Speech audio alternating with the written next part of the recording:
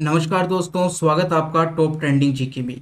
Railway RRB NTPC CBT 2 level 6 exam जो कि 9 मई 2022 को दो शिफ्ट के अंदर आयोजित किया गया था। आज हम उसमें शिफ्ट 1 को डिस्कस करने वाले हैं। और आप देखेंगे जब शिफ्ट 1 थी तब मैंने कहा था कि 50% क्वेश्चन सीबीटी 2 में सेम ऐसे ही पूछे जाएंगे जैसे कि सीबीटी 1 में पूछे गए हैं। तो आप जब हम आज पेपर डिस्कस करेंगे तो आप देखेंगे कि सेम वैसे ही क्वेश्चन है, थोड़ी सी कैलकुलेशन उनकी ज़्यादा हो सकती है। बाकी यदि लेवल की बात की जाए तो ये सीबीटी 1 का जो पेपर हुआ था उससे थोड़ा सा लेवल इसका ज़्यादा है, ज़्यादा नहीं कह सकते क्योंकि थोड़ी सी कैलकुलेशन ज़्यादा थी।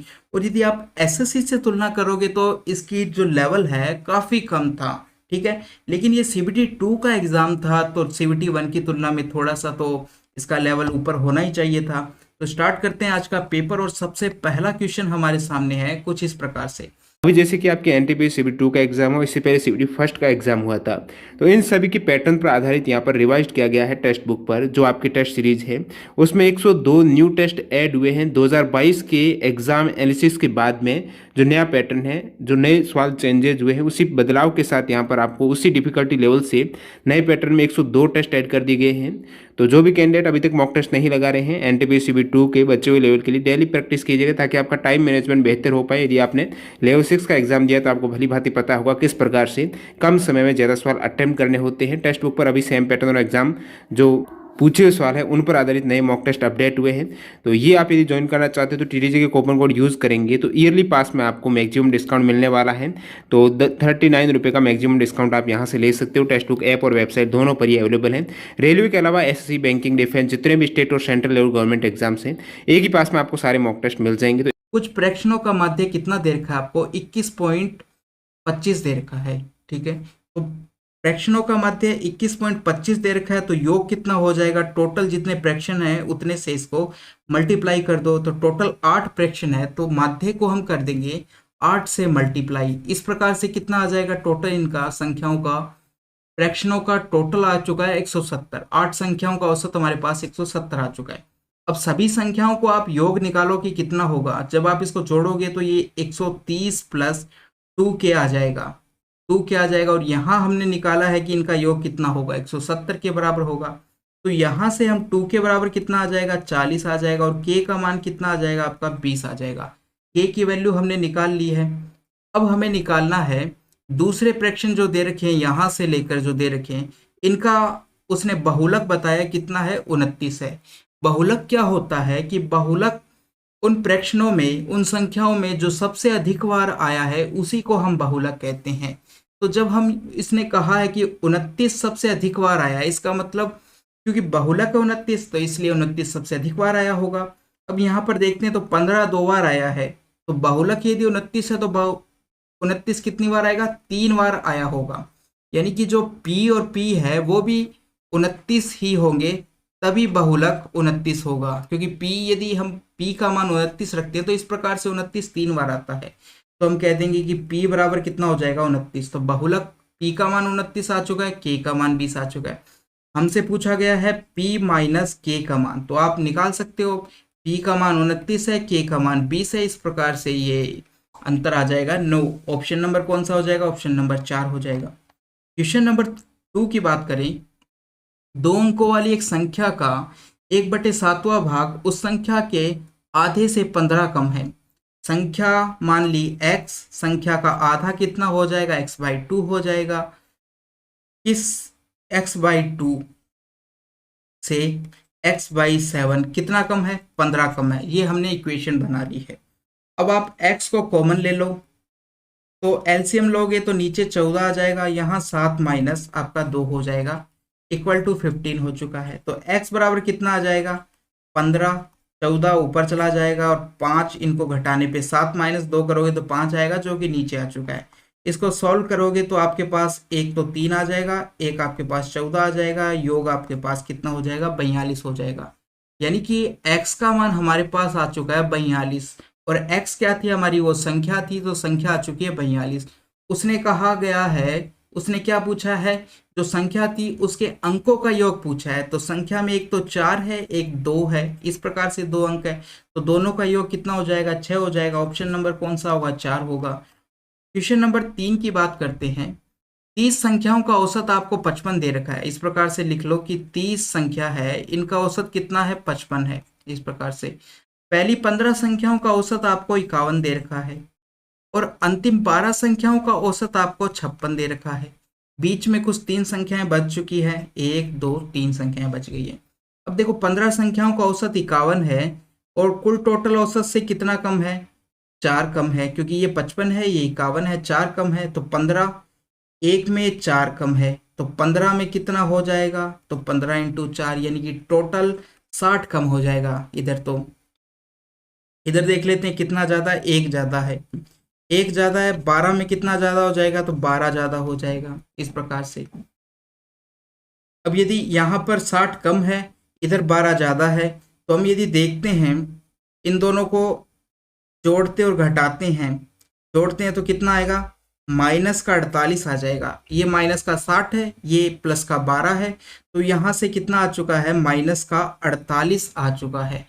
अब देखो जो 3 संख्याएं बची है उनका भी औसत कितना होगा, 55 55 55, और साथ में जो माइनस 48 इनका अंतर आया है वो आप क्या होगा, इन संख्याओं में 48 ज़्यादा होगा, उन संख्याओं ने वो 48 बाकियों को दे दिया है, ठीक है, जिससे औसत 55 55 55 हो गया। तो 48 यदि यहाँ पर कम था तो हमें 48 इन तीनों में जोड़ना पड़ेगा। इस प्रकार से तो 55 55 55 3 संख्याएं हो गई, तो टोटल कितना हो जाएगा, 3 संख्याओं का योग, 3 संख्याओं का योग, एक 55 है, तो तीनों का योग ये हो जाएगा आपका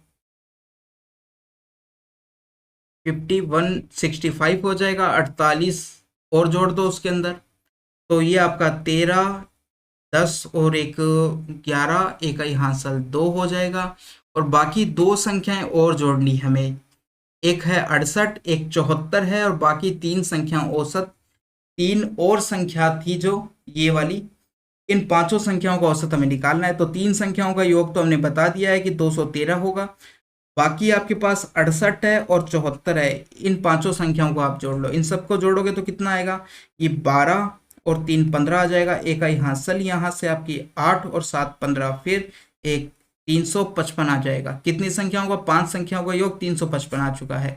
5 से यदि आप इसको डिवाइड करोगे तो कितना आएगा, ये 7 और एक 71, तो आपका इन 5 संख्याओं का औसत कितना आ चुका है, 71 आ चुका है। ऑप्शन नंबर कौन सा हो जाएगा, ऑप्शन नंबर 1 हो जाएगा। इस प्रकार से कर सकते हो, नहीं तो आप यहाँ से 30 इंटू 55 करके कुल टोटल का योग निकाल लो, फिर 15 इंटू 51 का मल्टीप्लाई करके 15 संख्याओं का योग निकाल लो, 12 संख्याओं का योग निकाल लो, इन दोनों को जोड़कर कुल टोटल की योग में से घटा दो, तो वैसे भी हम कर सकते हैं। तो अब आगे बढ़ते हैं क्वेश्चन नंबर 9 की तरफ। निम्न व्यंजक का मान ज्ञात कीजिए। इसमें मान ज्ञात करना है हमें, तो देखो 1 तो ऐसा का ऐसा रहने दो एक बार, बाकी यहाँ पर देखो क्या है, 4 में किसका भाग दिया गया है, 5 का, तो हम लिख देंगे 4/5, इस प्रकार से अंदर की तरफ। फिर -1 को 3 से मल्टीप्लाई करेंगे तो -3 हो जाएगा, और उसमें 2 जोड़ोगे तो क्या हो जाएगा, -1 आ जाएगा। ऊपर इतना आ चुका है, इसको 8 से मल्टीप्लाई किया गया है, और भाग में आपके पास कितना है, 9 इंटू 8 72 -8, इस प्रकार से है। तो 1 तो अभी भी ऐसा ही रहेगा। ऊपर यदि आप एलसीएम लेते हो तो यहाँ आपके पास आ जाएगा, माइनस का एक और आ जाएगा, तो अंदर आपके पास -1/5 हो जाएगा। इस प्रकार से यहाँ पर 8 है, ये घटाओगे तो आपके पास 64 आ जाएगा, ये काटने पर आपके पास 8 आ जाएगा। 1 माइनस, अब देखो माइनस माइनस आपका प्लस हो जाएगा, क्योंकि एक माइनस अंदर है एक माइनस बाहर है, तो माइनस माइनस प्लस हो चुका है, और ये आपका 1/40 हो जाएगा, क्योंकि ये 8 जब ऊपर जाएगा तो उलट जाएगा, क्योंकि इसके नीचे कुछ नहीं है, तो 1 मान लेते हैं। अब आप क्या करोगे, ऊपर ले जाओगे तो इसको 1/8 लिख दोगे, तो इस प्रकार से 1/14 आ जाएगा, और ये आपका कितना हो चुका है, 41/40 हो चुका है। ऑप्शन नंबर कौन सा आएगा, ऑप्शन नंबर आपका 1 आ जाएगा। इस प्रकार से सवाल नंबर 13 की बात करते हैं। 54 किलोमीटर प्रति घंटे की चाल से चल रही 450 मीटर लंबी रेलगाड़ी प्लेटफॉर्म पर एक खड़े किसी व्यक्ति को पार करने में कितना समय लेगी। अब देखो किसी व्यक्ति को या खंबे को पार करती है, तो जितनी रेलगाड़ी की लंबाई है वो अपने आप को पार करती है, तो हम कहेंगे कि इसका मान हो जाएगा 450। ठीक है। क्या पूछा गया है? समय पूछा गया है, तो देखो इस प्रकार से समय पूछा गया है, तो समय बराबर क्या होता है? दूरी बट्टे चाल। दूरी कौन सी लेंगे? रेलगाड़ी की स्वयं की लेंगे, क्योंकि खंबे को पार करो या किसी व्यक्ति को पार करो तो इसका मतलब हम कहते हैं कि रेलगाड़ी अपने आप को पार कर रही है। तो अब देखो दूरी आपको किस में दे रखी है? मीटर में दे रखी है, लेकिन चाल आपको किलोमीटर प्रति घंटे में दे रखी है। तो आप इस चाल को चेंज करोगे, क्या करोगे? 54 को 5/18 से मल्टीप्लाई करोगे, इस प्रकार से आपका कितना आ जाएगा? ये 15 आ जाएगा। सॉल्व करोगे तो 15 मीटर पर सेकंड आ जाएगा। अब आप ये मान यहाँ रख दो, 450 ऊपर रख दोगे और 15 नीचे रख दोगे, इस प्रकार से सॉल्व करोगे तो 30 सेकंड आपका आंसर आ जाएगा। ऑप्शन नंबर कौन सा होगा? ऑप्शन नंबर 2 हो जाएगा। सवाल नंबर 15 की बात करते हैं। यहाँ पर हमें इसका बहुलक भी निकालना है और माध्य भी निकालना है, और फिर इन दोनों का अंतर निकाल देना है। तो सबसे पहले यदि बहुलक की बात करें, जो संख्या सबसे अधिक बार आई है उसको हम बहुलक कहते हैं। तो देखो 12 कितनी बार आया है? 3 बार आया है। इसके अलावा कोई भी ऐसी संख्या नहीं है जो कि 3 बार आई है या उससे अधिक बार आई है, तो हम कहते हैं कि बहुलक कितना हो जाएगा? 12 हो जाएगा। तो हमारे पास बहुलक आ चुका है, कितना है? 12 है। अब आप माध्य निकालोगे। माध्य के लिए क्या करते हैं? सबसे पहले सभी संख्याओं को जोड़ोगे आप, तो 4 और 5 को जोड़ोगे तो ये आपका 9 हो जाएगा। 9 में यदि 6 जोड़ते हो तो आपका 15 हो जाएगा, और 15 और 15 30 हो जाएगा। ये आपका हो चुका है 30, और बाकी 12 3 बार है तो हम कह देंगे 36, बाकी बचा 9 और 5 14। तो इन सबको यदि आप जोड़ते हो तो 80 आता है।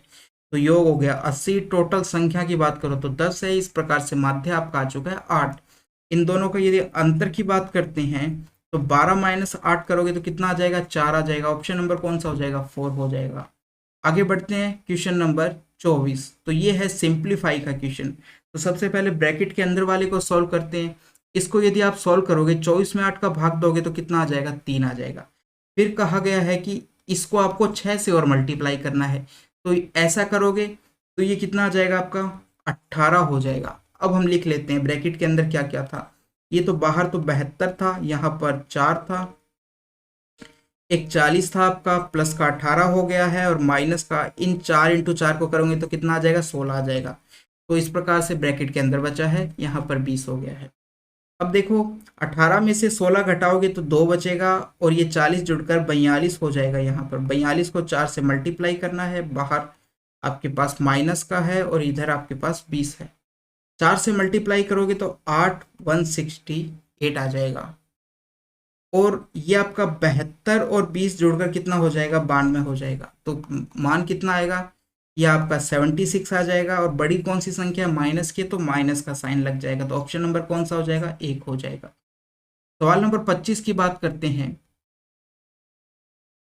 तो देखो 12 एक बार ऐसा कैसा रहेगा? 6 में आप 2 का भाग दोगे तो कितना आ जाएगा? 3 आ जाएगा, प्लस का 4, क्योंकि सबसे पहले हम भाग को सॉल्व करते हैं। इसी प्रकार से भाग के बाद में मल्टीप्लिकेशन के साइन को सॉल्व करते हैं। तो अब देखो नीचे यदि देखते हैं तो सबसे बड़ा साइन कौन सा है? मल्टीप्लिकेशन का साइन है। तो इसको यदि आप सॉल्व करोगे तो कितना आ जाएगा? 9 की पावर 3 की पावर 3, टोटल 3 की पावर 3 हो गई, तो ये आपका 27 हो जाएगा। 27 माइनस 7 प्लस 6, इस प्रकार से। अब ऊपर कितना आ जाएगा? 12 में से 3 घटाते हो तो आपके पास आ जाता है 9, और 9 में यदि आप 4 जोड़ते हो तो ऊपर 13 हो जाएगा। नीचे इसी प्रकार से करोगे तो आपके पास 26 आ जाएगा। तो ये आपका मान आ चुका है 1/2। ऑप्शन नंबर कौन सा हो जाएगा? ऑप्शन नंबर 2 हो जाएगा। सवाल नंबर 27 की बात करते हैं। एक लंबवर्तीय शंकु को एक अर्धगोले के ऊपर रखा गया है। इस प्रकार से एक शंकु है, ठीक है, नीचे से इसका पोर्शन गोल है, तो इस प्रकार से गोल, और इसको एक अर्धगोले के ऊपर रखा गया है। गोले को और अच्छे से बना लेते हैं। ऐसे अर्धगोले के ऊपर रखा गया है, ठीक है।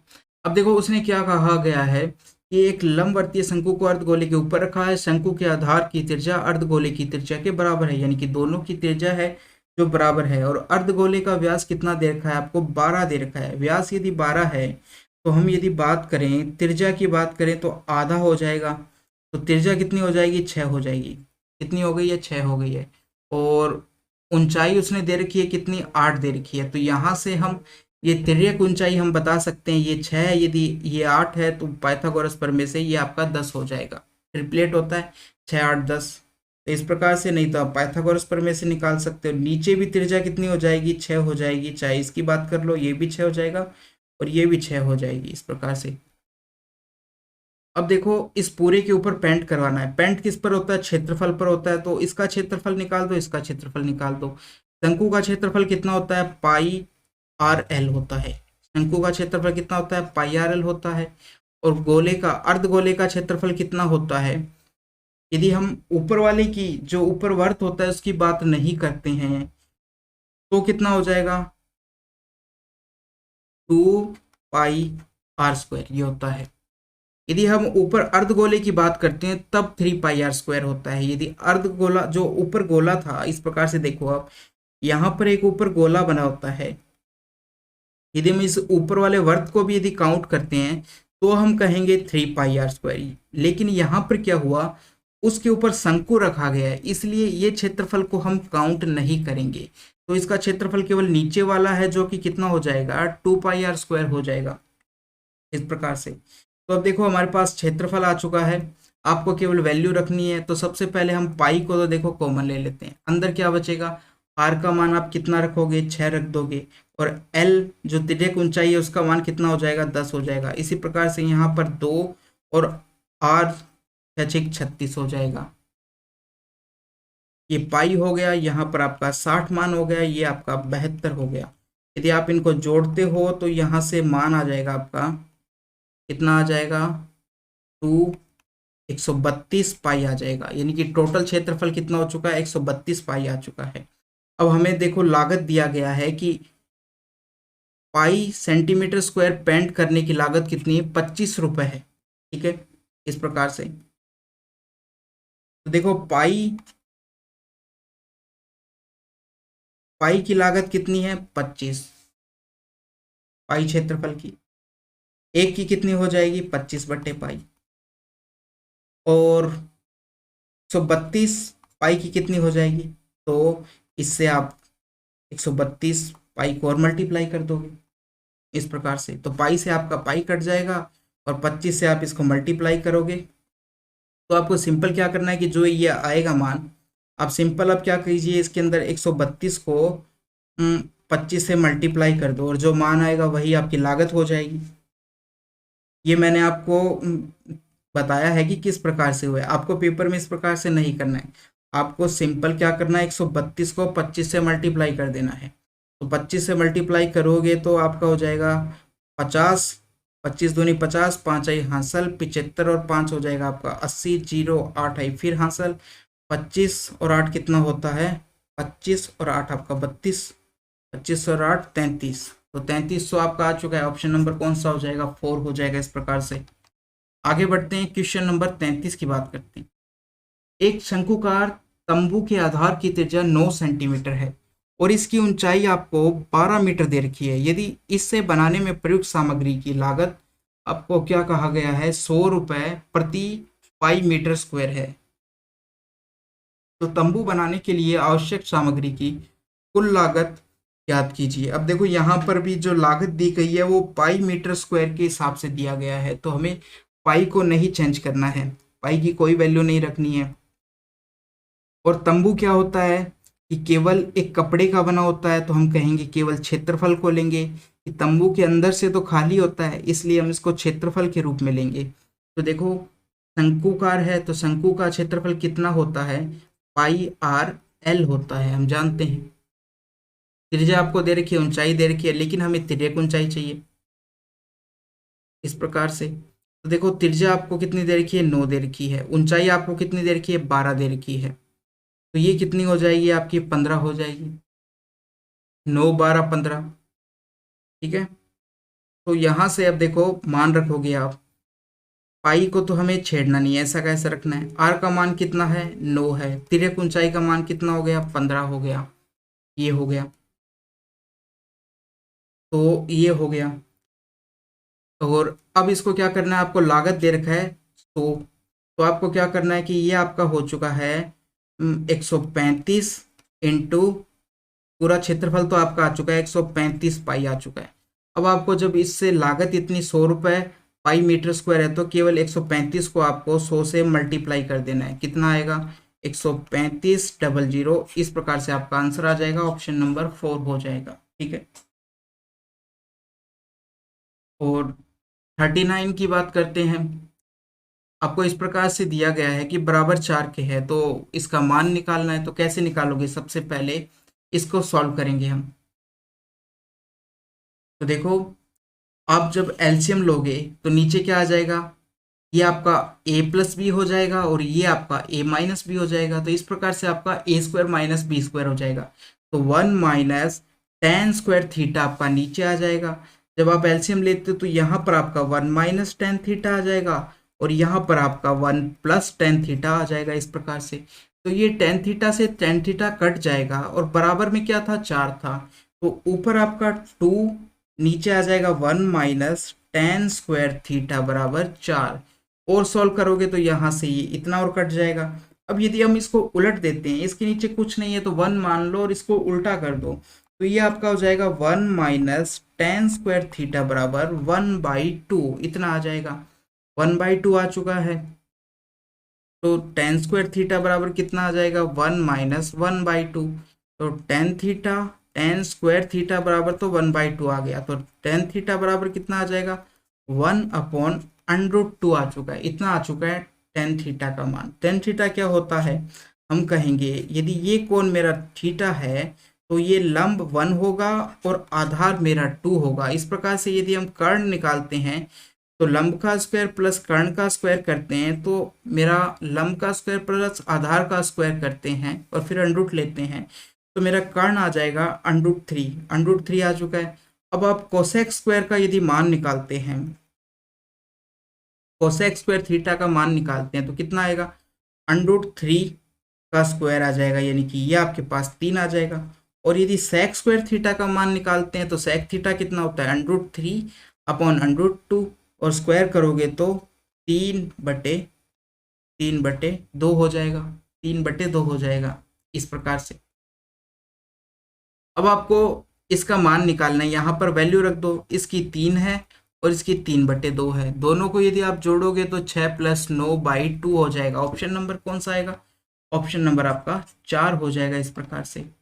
सवाल नंबर 41 की बात करते हैं। इन तीन संख्याओं का आपको एलसीएम लेना है और एलसीएम वाले सवाल हमने बहुत अच्छी तरीके से किए हैं। तो देखो, यहाँ पर आपको सबके लास्ट में 5 दिखाई दे रहा है तो सबसे पहले आप इसमें सब में 5 का भाग दे दो।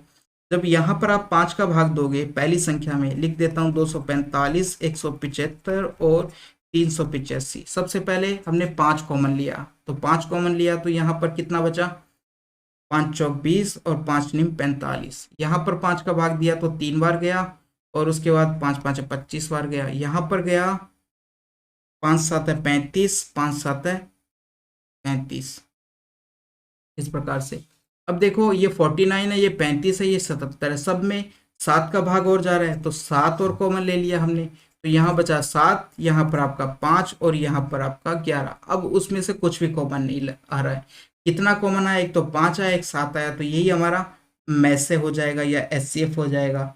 7 × 5 कितना हो जाएगा? 35। ऑप्शन नंबर कौन सा हो जाएगा? ऑप्शन नंबर 3 हो जाएगा, 35 आंसर हो जाएगा। आगे बढ़ते हैं। Question number 47। किसी वस्तु के अंकित मूल्य और क्रय मूल्य का अनुपात आपको दे रखा है 5:3। ये किसका किसका अनुपात दे रखा है? एक तो सीपी कॉस्ट प्राइस और एक मार्क प्राइस, यानी कि अंकित मूल्य। अंकित मूल्य 5 और ये आपको दे रखा है 3, तो हम इसको x मान लेते हैं। ये 3x हो गया, ये आपका 5x हो चुका है इस प्रकार से। अब वस्तु का विक्रय मूल्य आपको दे रखा है 3024 रुपए तथा दुकानदार इस पर 16% और 20% की 2 क्रमागत छूट देता है।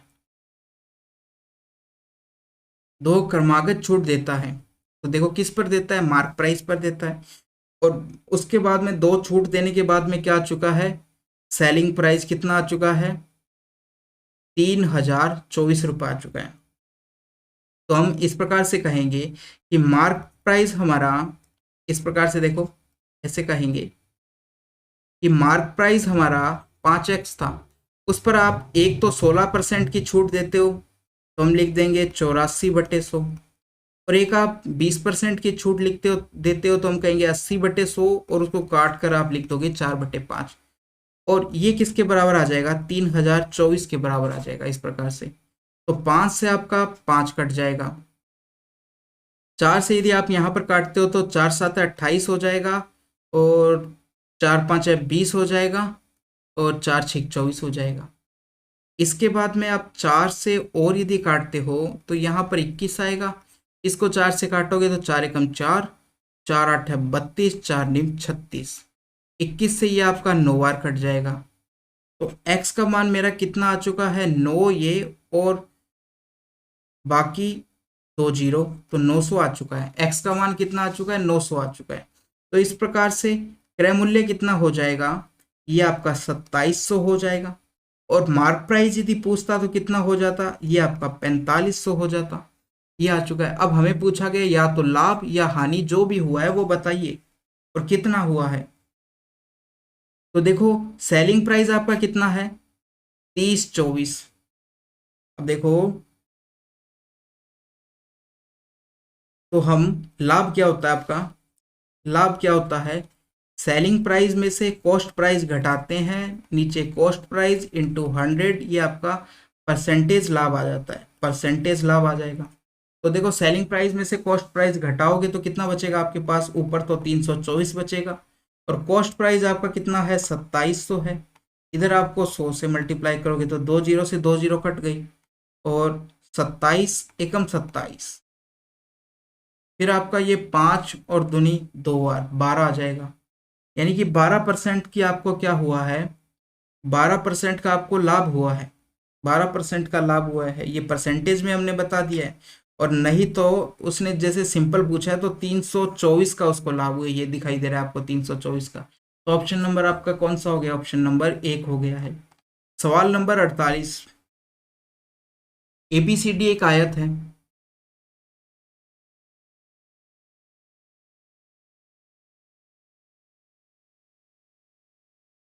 ये आपका ए हो गया, ये आपका बी हो गया, ये आपका सी हो गया, ये आपका डी हो गया है। ABCD एक आयत है जिसमें से ए बी बराबर 10 सेंटीमीटर है, ये आपकी 10 सेंटीमीटर है, तो इसके सामने वाली भी भुजा 10 सेंटीमीटर होगी।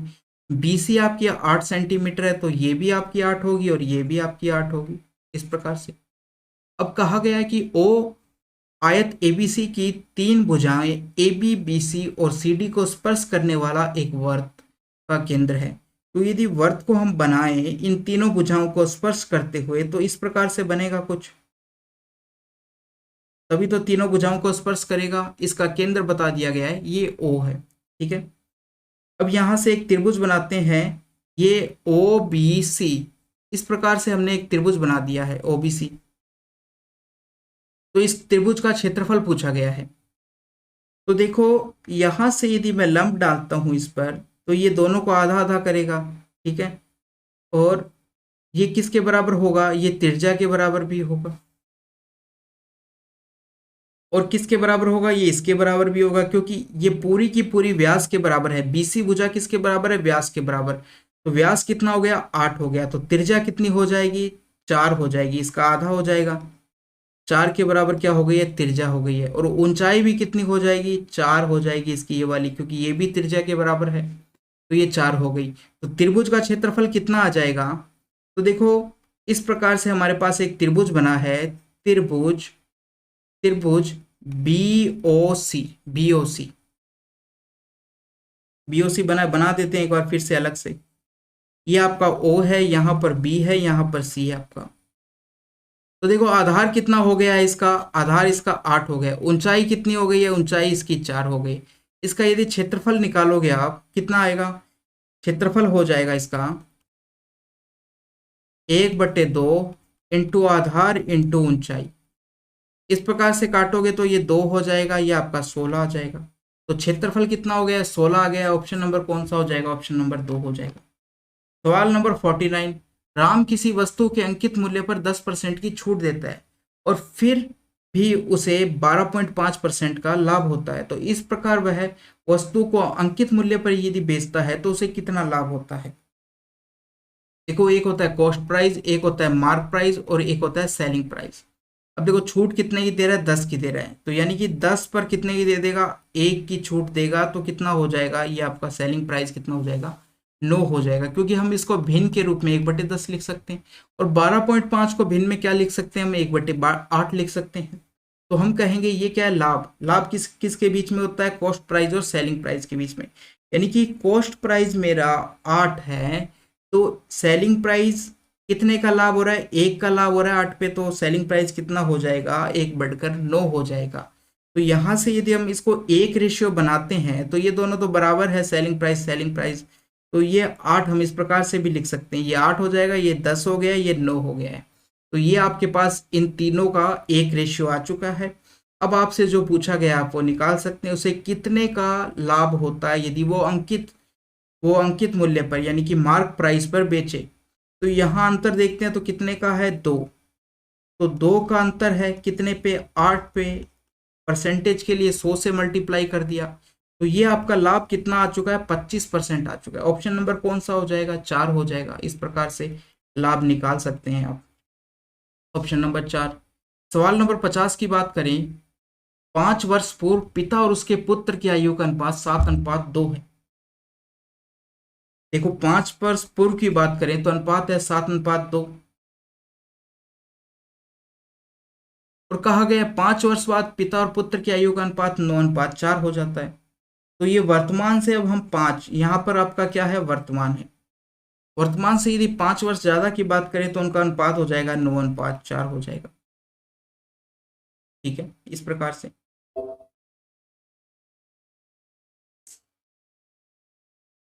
9:4 हो जाएगा। अब यदि आप यहां पर देखते हो टोटल कितना है, अनुपात में यदि अंतर देखते हो तो यहां पर भी बराबर है, 2 अनुपात का अंतर है, और यहां पर भी कितने अनुपात का अंतर है, 2 अनुपात का अंतर है। ठीक है, तो 2 अनुपात की वैल्यू किसके बराबर हो गई, टोटल 10 वर्ष के बराबर हो गई। तो 1 अनुपात की वैल्यू कितने के बराबर हो जाएगी, 5 वर्ष के बराबर हो गई। अब देखो यदि मैं आधा करने की, आगे बढ़ाने की कोशिश करता हूं, यदि इसमें 1 बढ़ाता हूं, 9 में यदि मैं 1 बढ़ाता हूं तो 10 बन जाता है, और 4 में 1 बढ़ाता हूं तो 5 बन जाता है। क्या ये इसका डबल है, तो हाँ, 10 5 का डबल है हम कह सकते हैं। तो हम कहेंगे कि यहाँ पर हो चुकी है पिता की आयु डबल पुत्र की आयु की। तो कितने साल में हुई ये चेक करना है। जब 1 अनुपात बढ़ाते हैं तो 5 वर्ष बढ़ जाते हैं, तो यहाँ पर भी हमने 1 वर्ष बढ़ाया है। वर्तमान से यदि हम काउंट करें तो 5 वर्ष तो यहाँ बढ़े हैं, 5 यहाँ पर और बढ़ेंगे क्योंकि 1 अनुपात और बढ़ा दिया हमने। तो इस प्रकार से टोटल 10 वर्तमान से 10 वर्ष बाद उनकी आयु का अनुपात 2:1 हो जाएगा। ऑप्शन नंबर आपका 2 हो जाएगा। आगे बढ़े, सवाल नंबर 53 की बात करते हैं। PQR एक कार्य को क्रम से 40, 90 और 36 दिन में कर सकते हैं। P ने कार्य शुरू किया और Q 7 दिन बाद उनके साथ शामिल हुआ। R शुरुआत से 8 दिन बाद कार्य में शामिल हुआ, तो R ने कितने दिन काम किया ये बताना है हमें। सबसे पहले लिखो आप PQR इस प्रकार से, फिर यहाँ पर लिखोगे 40, 90 और 36। तीनों का यदि आप एलसीएम लेते हो तो ये आपका आ जाएगा 360। 40 का 360 में भाग दोगे तो ये 9 हो जाएगा, ये आपका 4 हो जाएगा, ये 10 हो जाएगा। यानी कि P एक दिन में 9 काम करता है, Q एक दिन में 4 काम करता है, R एक दिन में 10 काम करता है। इस प्रकार से अब सबसे पहले किसने स्टार्ट किया, P ने। कितने दिन, Q 7 दिन बाद शामिल हुआ है, इसका मतलब P ने 7 दिन काम कर दिया है। तो P ने कितना काम किया है एक दिन में, 9 काम एक दिन में करता है, तो 7 दिन में कितना कर देगा, 63 काम कंप्लीट कर दिया है।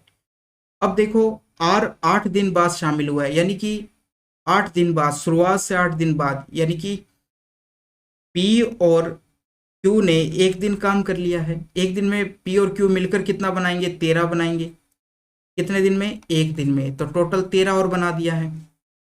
यदि इन सबको जोड़ते हैं तो ये आपका 76 आ जाता है, 76 आ चुका है। कुल टोटल कितना था, 360, और कितना काम इन्होंने कंप्लीट कर दिया है, 76 काम कंप्लीट कर दिया। तो घटाते हैं तो 4 इकाई हंस और ये हो जाएगा आपका 8 और बचेगा, और ये 284 काम आपका बच चुका है। अब तीनों मिलकर कर रहे हैं 8 दिन के बाद, तो तीनों मिल चुके हैं, तो तीनों मिलकर एक दिन में कितना काम करते हैं, ये 13 23 काम करते हैं।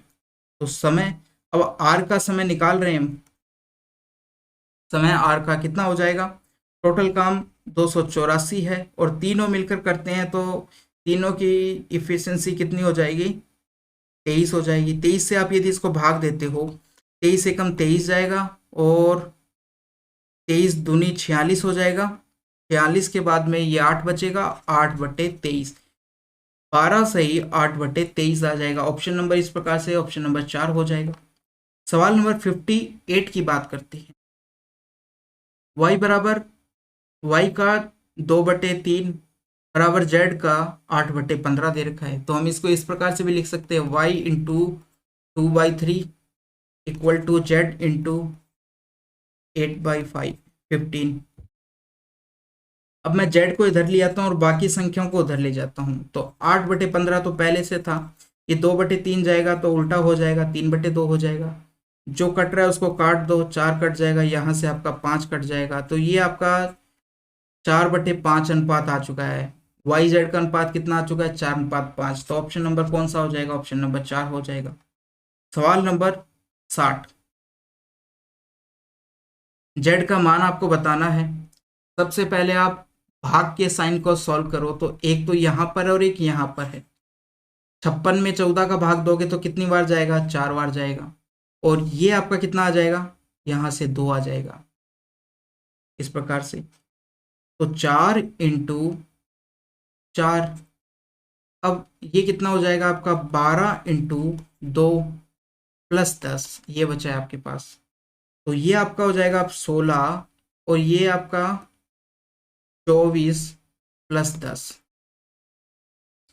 तो 10 आपका 26 हो गया, और 2 घटाओगे तो 26 हो गया, और 24 घटाओगे तो आपके पास 2 बच जाएगा, यानी कि जेड का मान कितना आ जाएगा आपके पास, जेड इक्वल टू 2 आ जाएगा। ऑप्शन नंबर कौन सा हो जाएगा, ऑप्शन नंबर 2 हो जाएगा। सवाल नंबर 61, एक निश्चित वार्षिक साधारण ब्याज की दर पर निवेशित एक धनराशि 10 वर्ष में 75% की वृद्धि हो जाती है। वृद्धि कितनी हुई है, 75% की हुई है, ये आपको वृद्धि दी गई है। समान वार्षिक साधारण ब्याज की दर पर समान धनराशि में 6 वर्ष में कितने परसेंट की वृद्धि होगी। देखो 10 वर्ष में कितना बढ़ा है, हम कहेंगे 75% बढ़ा है, तो एक वर्ष में कितना बढ़ेगा, 75%/10 बढ़ेगा, तो 6 वर्ष में कितना बढ़ेगा, 75%/10 इंटू 6 कर दो, बस इतना सा आपको करना था। अब इसको यदि आप सॉल्व करते हो तो ये 3 हो जाएगा, यहाँ से 5 आएगा, 5 से काटोगे तो 15 आ जाएगा, यानी कि 15 इंटू 3, और लास्ट में परसेंटेज तो है ये साइन, तो ये 45% हो गया, यानी कि 6 साल में कितना बढ़ेगा, ब्याज 45% बढ़ जाएगा। ऑप्शन नंबर क्या हो गया, ऑप्शन नंबर, राशि कितनी बढ़ जाएगी, 45% बढ़ जाएगी, तो ऑप्शन नंबर 1 हो जाएगा आपका। सवाल नंबर 64, tan y का मान निकालना है। तो देखो आप साइन वालों को एक साइड ले आओ और कोस वाले को एक साइड ले जाओ, तो देखो कोस को इस साइड रख लेते हैं, साइन वालों को उधर ले जाते हैं, तो इधर तो आपने रख लिया कोस वाई, साइन को उधर लेके जाएंगे तो एक तो आपका 5 साइन वाई था, और 2 साइन वाई, इस प्रकार से हो गया। ये कोस वाई था, और इधर यदि आप घटाते हो तो 5 - 2 और साइन वाई आपने कॉमन ले लिया, तो यहाँ से हम कह देंगे साइन वाई बटे कोस वाई यदि निकालते हैं तो 1/√5 - 2 इतना आ जाएगा, तो ये आपका होता है tan y। tan y बराबर कितना आ चुका है, 1/√5 - 2 इतना आ चुका है। अब देखो हम कभी भी हर के अंदर अंडरूट नहीं रखते हैं, तो इसे हटाने के लिए क्या करेंगे, ऊपर नीचे इसके विपरीत साइन से मल्टीप्लाई करते हैं, √5 + 2, और नीचे भी √5 + 2, इस प्रकार से मल्टीप्लाई कर दिया, तो ऊपर तो आपका √5 + 2 हो गया, और नीचे आपका a+b और a-b वाला फॉर्मूला लग जाएगा, तो 5 माइनस कितना हो जाएगा, 4 हो जाएगा। नीचे तो आपका 1 बचा, और ऊपर क्या आ गया, √5 + 2, तो आपका आंसर कितना आ जाएगा? √5 + 2, ऑप्शन नंबर आपका 2 हो जाएगा इस प्रकार से।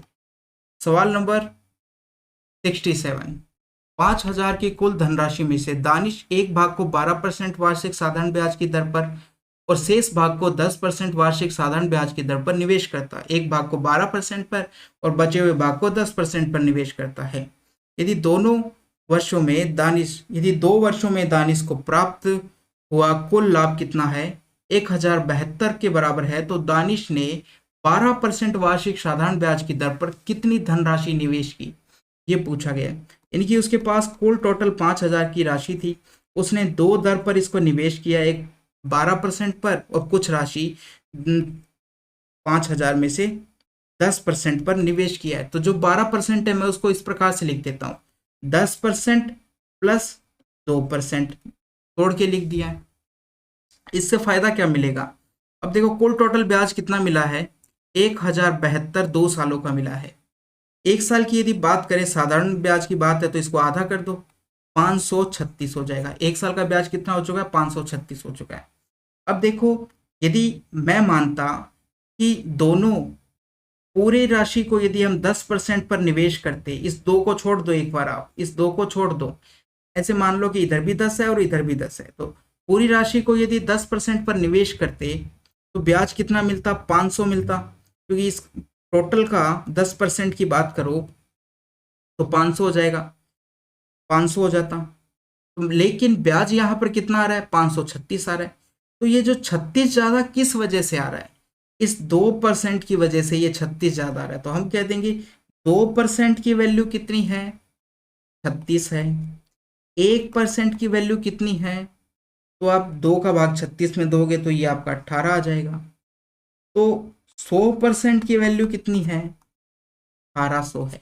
तो यानी कि ये जो 12% पर निवेश किया है, ये राशि कितनी हो चुकी है? ये आपकी 1800 रुपये है। 1800। और बाकी बची हुई राशि की बात करो तो 5,000 में से आप 1800 घटा दो तो वो आपकी राशि 10% पर निवेश की हुई, ये 12% पर है। तो हमसे 12% वाली पूछी गई है, तो हम कह देंगे 1800 रुपये। ऑप्शन नंबर आपका कौन सा हो जाएगा? ऑप्शन नंबर 4 हो जाएगा। सवाल नंबर 78 की बात करते हैं। अब देखो, ये 3x + 2y = 13 और इस प्रकार से आपको दे रखा है। थोड़ा सा डराने वाला सवाल है, तो कैसे करोगे आप? यदि आपको कुछ भी समझ में नहीं आ रहा है तो आप ऑप्शन पर जाइए। ऑप्शन में आपको बिंदु दे रखे हैं, तो ये x की वैल्यू है और ये y की वैल्यू है, ये x की वैल्यू है, ये y की वैल्यू, इसी प्रकार से ये x की, ये y की। अब पहला बिंदु रखो, फिर दूसरा बिंदु रखो, फिर तीसरा बिंदु रखो, फिर चौथा बिंदु रखो। x का मान 3 रखो, y का मान 2 रखो। यदि इक्वेशन सेटिस्फाई करती है तो वो ऑप्शन है, नहीं दोनों इक्वेशन सेटिस्फाई करती है तो दूसरा बिंदु रख दो। इस प्रकार से चेक कर सकते हो यदि आपको कुछ भी समझ में नहीं आ रहा है तो। और वैसे भी ये काफ़ी आसान है। देखो, ये इक्वेशन x और y दोनों में, इसको एक बार आप छोड़ दो। दूसरी इक्वेशन की बात करो, ये केवल किसके अंदर है? y के अंदर है।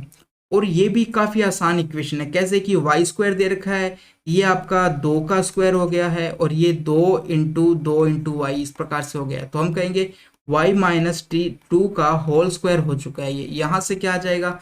y बराबर आपका 2 आ जाएगा, y बराबर 2 आ जाएगा।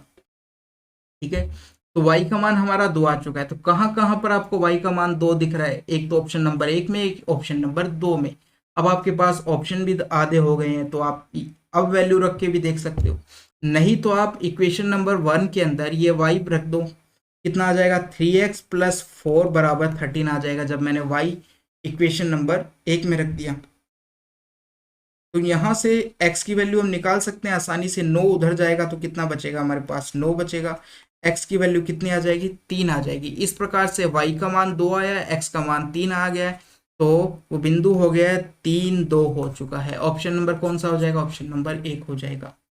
सवाल नंबर 82 की बात करें, 20% वार्षिक चक्रवृद्धि ब्याज की दर पर 3 वर्ष के लिए और 20% वार्षिक साधारण ब्याज की दर पर समान अवधि के लिए निवेशित एक धनराशि पर ब्याज का अंतर इतना दे रखा है। यानी 3 वर्ष का साधारण ब्याज और चक्रवृद्धि ब्याज का अंतर वाला सवाल है।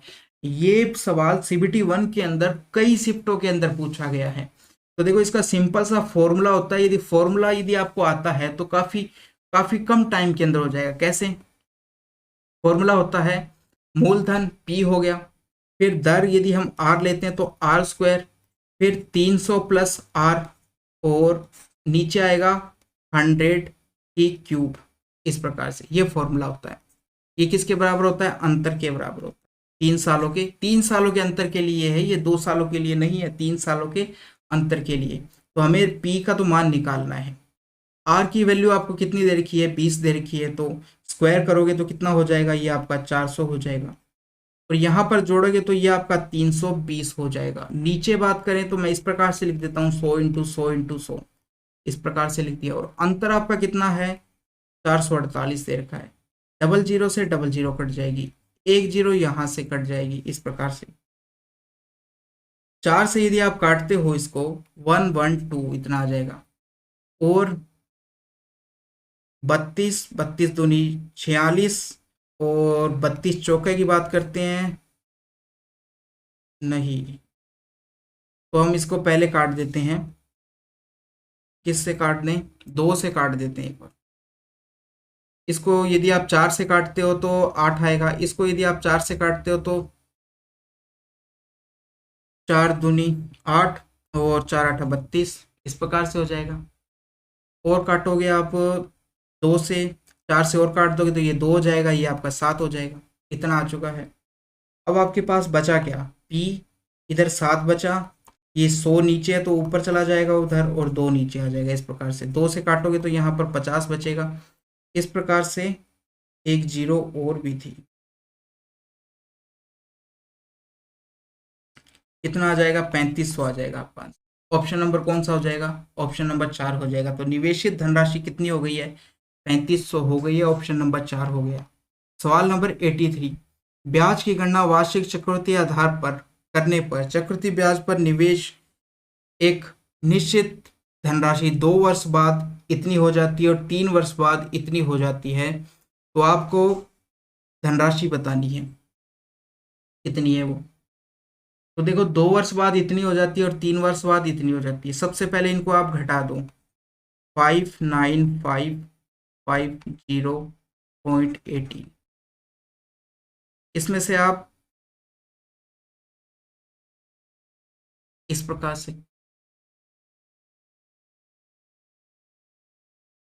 ये 80 आ गया, ये जीरो, और यहाँ से आपका जीरो आ गया। या फिर आप, है ना, बताऊँ क्या कीजिए, घटाओ भी मत। ये 2 साल का ब्याज दे रखा है, 2 साल की धनराशि दे रखी है, और 3 साल बाद इतनी हो जाती है, इस प्रकार से। तो आप घटा लीजिए एक बार, 7 आ जाएगा यहाँ पर, और ये एक 2, यहाँ से 3 आ जाएगा, और यहाँ से आपका इतना बचेगा 3, ये 7, तो 3370.80 बचा है आपके पास ब्याज।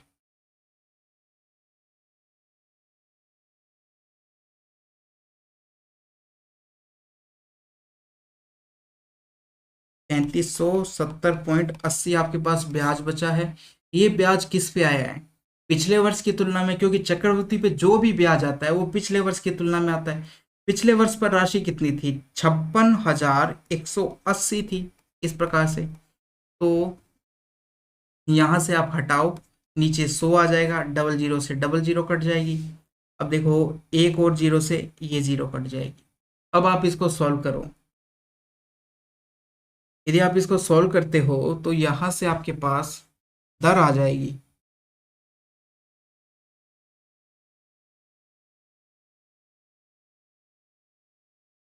सॉल्व करते हो तो दर आ जाएगी। देखो, काटना स्टार्ट करते हैं। 5 से यदि काटते हो इसको आप, ये 56,180, इसको यदि हम मैं 6 से मल्टीप्लाई करता हूँ तो 30 आता है।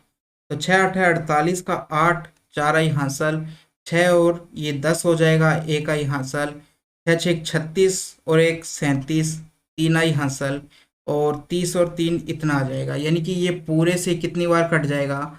6 बार कट जाएगा। तो आपके पास दर कितनी आ चुकी है? 6% आ चुकी है। 6% एक साल की दर आपके पास आ चुकी है। यहाँ से हमने दर निकाल ली है। अब राशि निकालनी है हमें, तो हम कहेंगे कि ये आपकी 2 साल बाद आई है, तो हम इस प्रकार से कह सकते हैं कि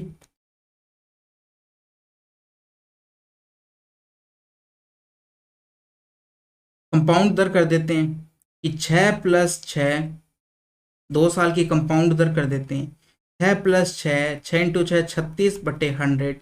तो यहाँ से ये आपकी कितनी हो जाएगी, 12.36 आ जाएगी कंपाउंड दर 2 साल की।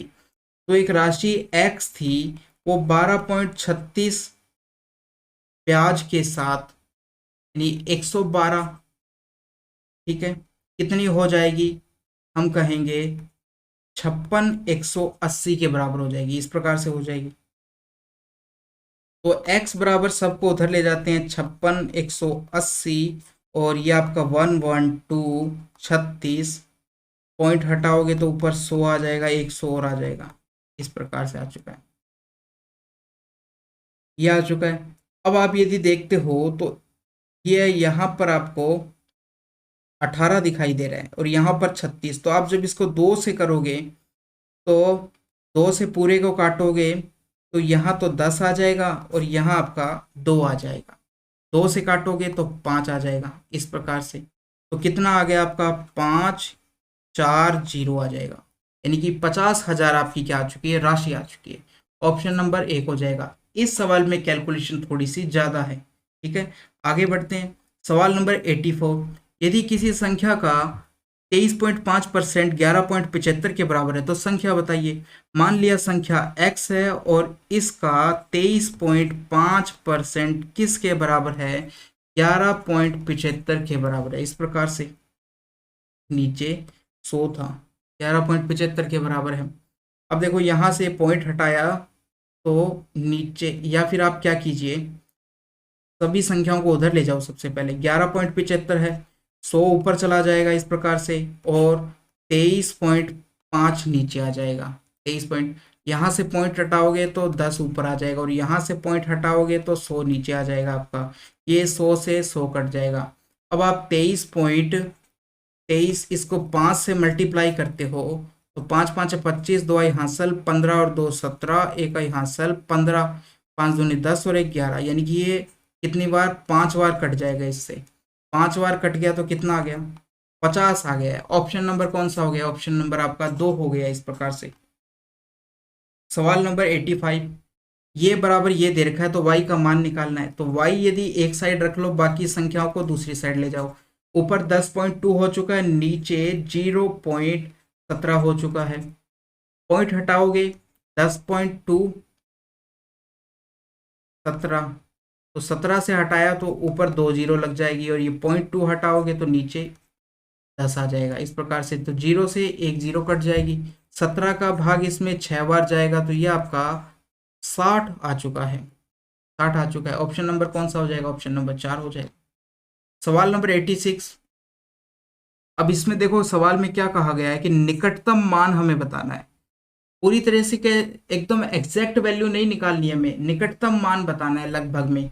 तो देखो मैं इसको मान लेता हूँ 500 बना देता हूँ, क्योंकि देखो ऑप्शन जब आप देखते हो तो ये आपका 350 के आसपास है, ये 500 के पास है, ये 750 के पास है, ये 300 के पास है। इस प्रकार से ऑप्शन दूर दूर है, तो हम इनको मान सकते हैं। इसको मैंने 500 मान लिया, इसको मैं 2 मान लेता हूँ, इसको मैं 5 मान लेता हूँ। इसको आप 2 भी मान सकते हो, 3 भी मान लो, 3 के पास है तो 3 मान लिया, इसको 20 मान लिया हमने। इस प्रकार से हमने इसको मान लिया है, ठीक है। अब देखो 500 प्लस ये आप इन दोनों को मल्टीप्लाई करते हो तो यहाँ पर 10 आ जाता है, और 3 के अंदर यदि आप 20 का भाग देते हो या 2 के अंदर 20 का भाग देते हो तो यहाँ से क्या मान आएगा, पॉइंटों के अंदर मान आएगा, तो इसको आप छोड़ दो, ठीक है। अब आपके पास बचा 500 और ये 10 बचा, 500 10 बचा। तो देखो किस ऑप्शन, कौन से ऑप्शन के पास में है, तो हमारा तो मान एकदम एग्जैक्ट आ चुका है, ऑप्शन नंबर 2 हो जाएगा। तो यदि आपका थोड़ा बहुत ऊपर नीचे भी मान आएगा तो भी देखो यहाँ पर अंतर काफ़ी ज़्यादा है, इसलिए आपका मान आपको, तो ये जो सवाल था ये पॉइंटों की वजह से आपको उलझाने वाला दिया गया है, ठीक है। इसमें कैलकुलेशन ज़्यादा है, लेकिन एक्चुअल में यदि जो इस सवाल को पढ़ेगा तो यहाँ लगभग लगभग निकटतम मान पूछा है उसने। तो इस प्रकार से ऑप्शन नंबर हमारा 2 हो चुका है। सवाल नंबर 87। एक गोलीय कोश की बाहरी त्रिज्या 9 सेंटीमीटर है और कोश की मोटाई 1 सेंटीमीटर दी गई है। यानी कि देखो इस प्रकार से एक गोला है और ये जो मोटाई है वो 1 सेंटीमीटर है, तो मैं कह दूंगा बाहर वाली जो त्रिज्या है वो मेरी 9 सेंटीमीटर हो गई। और यदि इसकी एक मोटाई 1 है तो अंदर वाली जो त्रिज्या है वो 8 सेंटीमीटर हो गई, एक कम हो जाएगी बाहर वाली त्रिज्या से इस प्रकार से। तो इसका आयतन निकालना है, केवल इस धातु का आयतन निकालना है हमें। तो बाहर वाले गोले के आयतन में से अंदर वाले गोले के आयतन घटा देंगे हम, तो धातु का आयतन आ जाएगा। तो धातु का आयतन कैसे आएगा? 4/3 पाई, इतना तो है, कॉमन आ जाएगा दोनों में से, बाकी बचेगा r³ माइनस r³। देखो 4/3 पाई का मान रख दिया 22/7, और बड़े वाले r का मान कितना हो जाएगा? 9। तो 9 का क्यूब कितना होता है? 729। और अंदर वाले का 8, 8 का क्यूब होता है 512। इस प्रकार से अब ये थोड़ा सा आपको याद होने चाहिए, नहीं तो आपको कैलकुलेशन करनी पड़ेगी। यहाँ पे 7 आया, यहाँ पर 1 आया, ये 2 आया, 217 आ चुका है ये आपका। तो 4/3 22/7 इंटू 217 आ चुका है ये आपका। 7 से काटोगे तो 31 आ जाएगा, 31 आ गया। अब देखो इसको अब आपको मल्टीप्लाई करना है, 8 से किया तो 8 एकम 8, 8 तिये 24, नीचे 3 और 1 11 से और मल्टीप्लाई करना है तो 8, और ये आपका 12, और 6 और 1 7 हो जाएगा, और 2 नीचे 3, तो भाग जाएगा पहली बार तो 9, फिर जाएगा नहीं, फिर वापस से 9, 1/3, 909 सही, 1/3, ऑप्शन नंबर आपका 1 हो जाएगा इस प्रकार से। सवाल नंबर 89। ए बी और सी डी केंद्र ओ वाले वर्त की समांतर स्पर्श रेखाएं हैं। बिंदु पी क्यू ए बी और सी डी पर इस प्रकार स्थित है कि पी क्यू रेखा है जो वर्त को आर पर स्पर्श करती है। तो कुछ कोण का मान बताना है, तो सबसे पहले आप वर्त बनाइए, ठीक है। एक समांतर रेखा हमारी ये हो गई है, दूसरी समांतर रेखा ये हो गई है। ये मैंने मान लिया ए बी मान लिया, इसको मैंने सी डी नाम दे दिया। अब पी क्यू कोई बिंदु है जहां पर पी क्यू इस प्रकार से है कि ये यदि हम रेखा खींचते हैं, पी क्यू को यदि मिलाते हैं तो ये बिंदु सी पर, बिंदु आर पर वर्त को स्पर्श करती है, आर पर वर्त को स्पर्श करती है, और इसका केंद्र ओ है। तो कहा गया है P O Q, P O Q, इस कोण का मान बताओ, इस कोण का मान बताओ। तो इस प्रकार से आपको याद रखना है कि जब भी इस प्रकार से जो कोण बनता है उस कोण का मान 90 डिग्री होता है। कितना होता है? 90 डिग्री होता है। एक चीज तो ये है कि आपको ये वैल्यू याद होनी चाहिए, और यदि याद नहीं है तो फिर हम कैसे कर सकते हैं? देखो अब यदि मैं यहाँ से इसको यदि मिलाता हूँ, ठीक है, इस प्रकार से यदि मैंने ये मिला दिया, तो अब देखो कि ये किसके बराबर है? त्रिज्या के बराबर है। और ये वाली जो आर क्यू है, आर क्यू लंबाई है, ये भी मेरी किसके बराबर है? त्रिज्या के बराबर। और ये जानते हो कि आप समकोण है, ठीक है।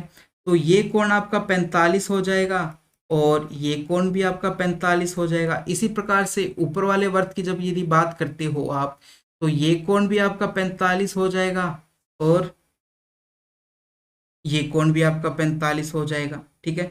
तो ये 45 और 45 कितना हो गया? 90 हो जाएगा। इस प्रकार से हम कैलकुलेट कर सकते हैं। तो ऑप्शन नंबर कौन सा हो जाएगा आपका? ऑप्शन नंबर आपका 4 हो जाएगा। आगे बढ़ते हैं, क्वेश्चन नंबर 92। यदि y बराबर ये दे रखा है तो इसका मान बताना है हमें।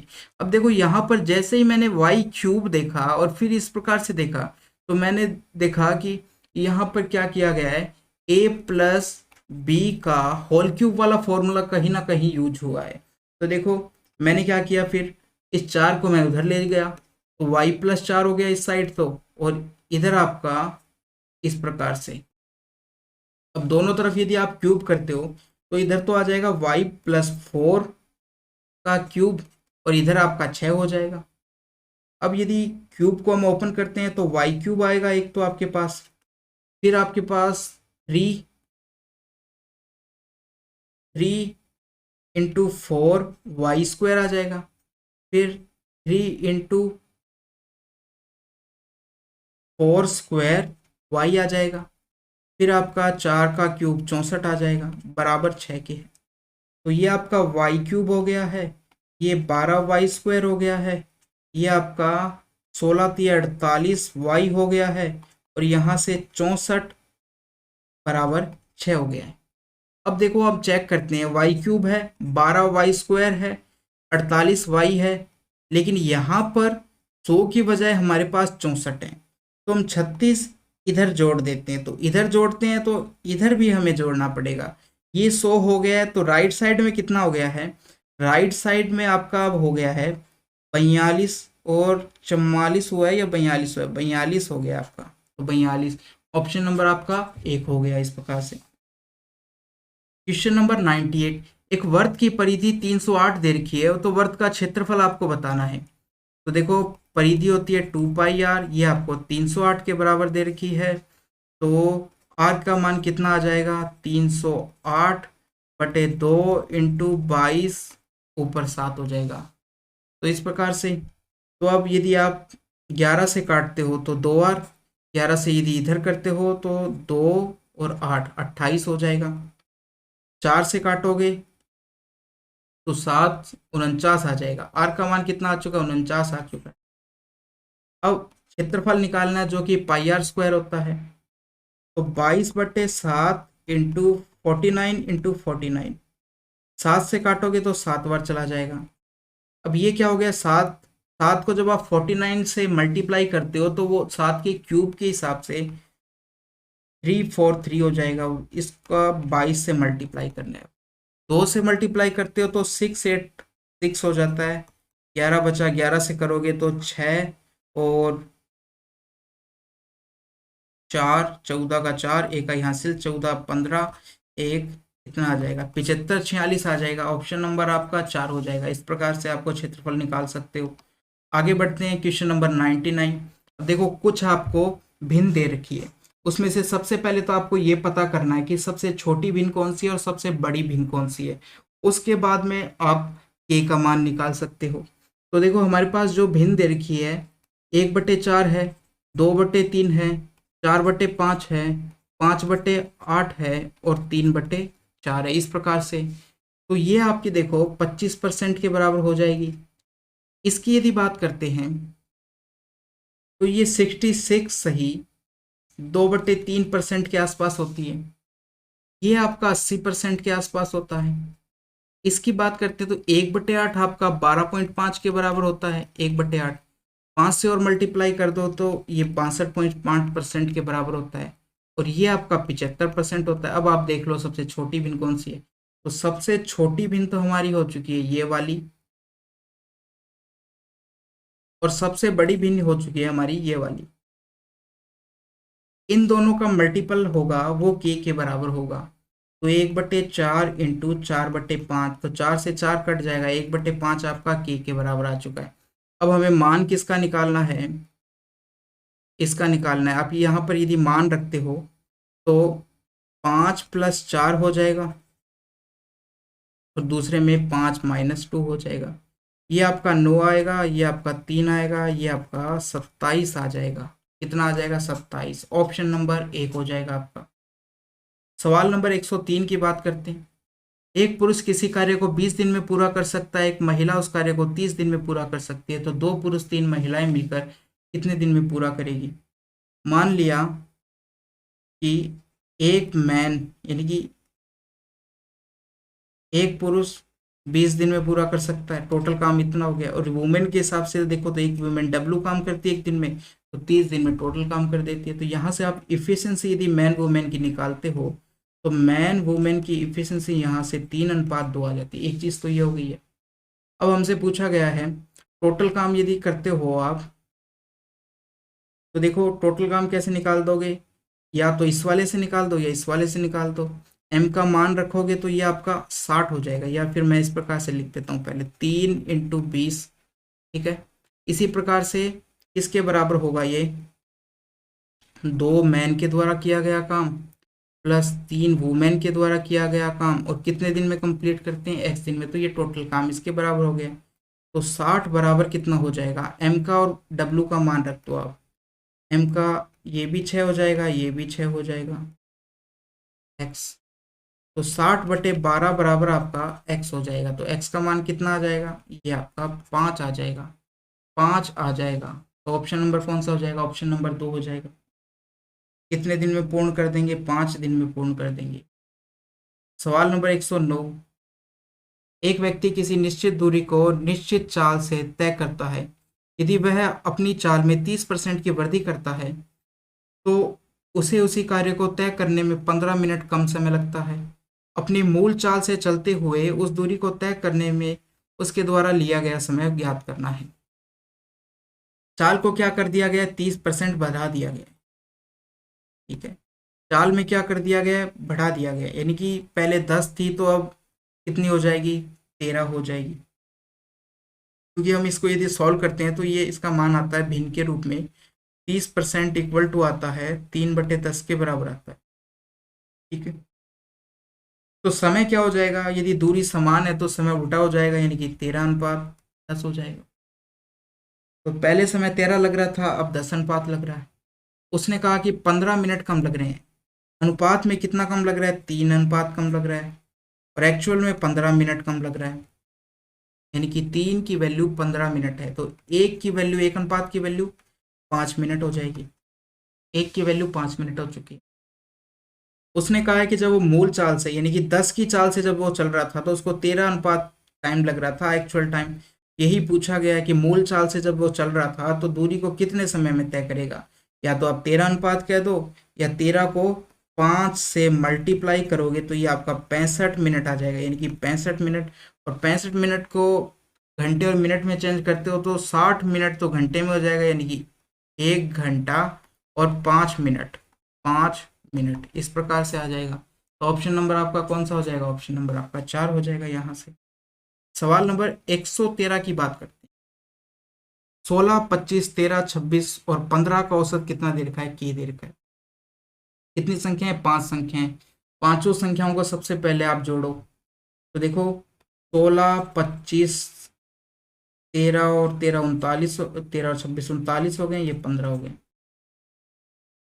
तो ये आपका 40 हो गया। और ये 40, और इस प्रकार से जोड़ लो, 5 और 5 10, और ये आपका 15 और 10 25, 5 2 आई हासिल, तो ये 5 और 4 9, 95 हो गया टोटल, ठीक है। तो देखो 95 टोटल आ चुका है हमारे पास, क्या है इन सब का। तो औसत कितना है, के दे रखा है, किसके बराबर होगा, योग, जो कि है 95। टोटल संख्याएं कितनी है, 5, 5 से डिवाइड करोगे तो कितना आ जाएगा, 19 आ जाएगा, यानी के का मान कितना आ चुका है, 19 आ चुका है हमारे पास। अब आप इसका मान आसानी से निकाल सकते हो, 19 दूनी कितना हो जाएगा, 38 हो जाएगा, प्लस 11 करना है आपको, यानी कि √49 हो जाएगा, और 49 का मतलब 7। ऑप्शन नंबर आपका 2 हो जाएगा इस प्रकार से। सवाल नंबर 120 जो कि इस पेपर का लास्ट क्वेश्चन था, ये आपको एक ग्राफ वाला क्वेश्चन दिया गया है। क्या पूछा गया है, अब देखो यहाँ पर आपको प्रॉफिट परसेंटेज दिया गया है। 2007 में 40 हुआ था, 2008 में 55 हुआ था, इसी प्रकार से आगे हुआ था। तो पूछा गया है निम्नलिखित में से किस वर्ष के दौरान वार्षिक प्रतिशत लाभ ग्राफ में प्रतिशत सभी वर्षों के दौरान हुए औसत वार्षिक प्रतिशत लाभ के निकटतम है। यानी हमें इन सब को जोड़ना है सबसे पहले, और औसत निकालना है, फिर वो बताना है कि कौन से वर्ष वाले लाभ के बराबर या लगभग बराबर है, किसके आसपास है वो, ये बताना है। तो आप जोड़ो किस किस को, 40, 55, 45, 65, 70 और 60 को जोड़ो। तो देखो 40 है, और ये 100 हो गया, 100 और ये आपका 170 हो गया। उसके बाद में 55 और 45 ये आपके 100 हो जाते हैं, 100 में 65 जोड़ते हो तो 165 हो जाते हैं। तो ये 5 आ जाएगा, ये आपका 13 आ जाएगा, और यहाँ से इतना आ जाएगा टोटल। अब संख्याएं टोटल कितनी है, 6 है, तो 6 से भाग दे दो। 6 से भाग दोगे तो आपका एक तो सबसे पहले 5 बार गया और फिर 35 बचा, तो लगभग 56 के आसपास है। 56 के आसपास है। अब 56 के आसपास कौन सा है, ये है 55, सबसे पास में यही है 56। ये तो 2008 के अंदर कह देंगे हम कि जो औसत है वो 2008 में जो लाभ हुआ है उसके लगभग बराबर है। तो ऑप्शन नंबर कौन सा हो जाएगा, ऑप्शन नंबर 1 हो जाएगा इस प्रकार से। तो दोस्तों आज का अपना पेपर हो चुका है कंप्लीट। कैसा लगा आपको कमेंट में जरूर बताना। मिलते हैं इसी प्रकार के एक और पेपर के साथ। थैंक यू दोस्तों।